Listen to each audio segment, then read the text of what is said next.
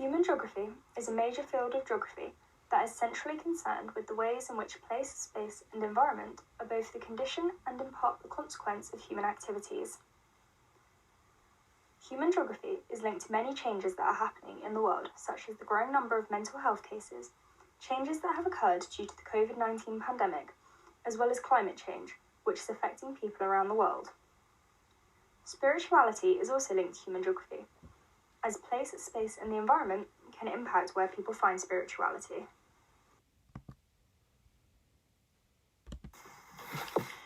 Human geography plays an important role in locating the place or location of where stillness is found. This is obviously very individual as people find stillness in different places. However, locations such as yoga studios often act as a place for shared stillness between people. Due to COVID, these activities have been placed online, meaning individuals have to create their own individual stillness in a new place. This means that yoga teachers have had to change the way in which they practice to help create spiritual atmosphere over a screen. Therefore, being able to locate the place where stillness lies is very important, as it allows people to adapt the place in which they find stillness in an ever-changing world. Yoga and stillness are often used to help with stress and anxiety, which for many people has been heightened due to the pandemic. People make time to do yoga and stillness to help them relax and cope with stress. But as people's daily routines have been disrupted, it means that they've had to create new times and places to find stillness. This could have a lasting effect even after the pandemic ends, because people may not see the need to travel to yoga studios if they can achieve the same goals at home. The idea of yoga and stillness being used to help mental health also brings up questions about whether yoga and stillness actually helps mental health, or just distracts people from everyday life. As the world changes, the role of human geography in mental health is becoming increasingly significant. Developments in technology have allowed geographers to explore the unevenness of mental health across spaces at local and global scales. Mapping of patterns of mental health has allowed studies into how social, economic, and environmental circumstances can influence a person's well-being. For example, one article was able to demonstrate how house type can impact psychological well-being. It illustrated that high-rise flats can be damaging to the mental health of mothers and young children, as well as finding that this was most noticeable in low-income families. Furthermore, the processes of human geography itself can also be dominant in influencing mental health. As the world continues to become more globalised, it poses the risk of increasing mental health issues, particularly in less developed nations due to issues such as increased inequality. So what is the role of human geography within the context of climate change? Whilst climate change might seem like a fundamentally physical or scientific process, there are a plethora of human factors that play a crucial role in it. Almost every facet of modern society either creates or exacerbates this problem.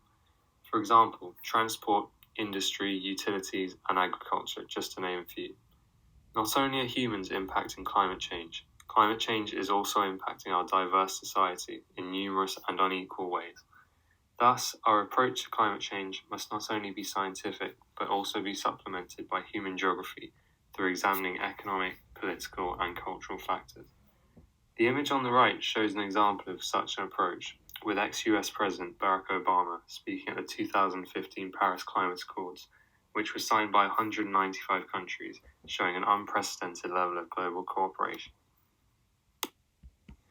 Human geographers play an integral role in understanding the impacts of climate change. A lot of scientific research on this topic has traditionally focused on the effects climate change is having on the Earth system. However, it is now becoming more apparent that there needs to be more of an understanding of what this actually means for us.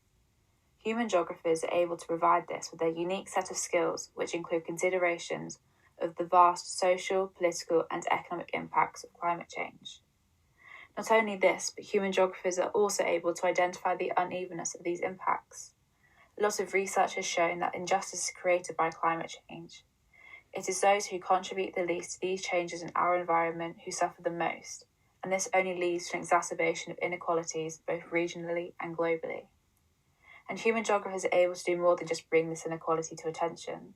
They are able to explain why this occurs by studying the processes such as urbanisation, which contribute to climate change while simultaneously increasing vulnerability and inequality. This shows that the work of human geographers is a vital component of climate change research and is therefore vital to helping to solve the multitude of issues associated with it. So what can human geography do to mitigate the impacts of climate change? Well, a key role is in mapping. For example, research can identify places that are hotspots for greenhouse gas emissions by using carbon dioxide measuring instruments. This helps to reduce anthropogenic climate change, as geographers can locate focal points of action. Furthermore, mapping can be utilised to locate the regions that are acutely vulnerable to climatological change and therefore direct government and NGO aid and support.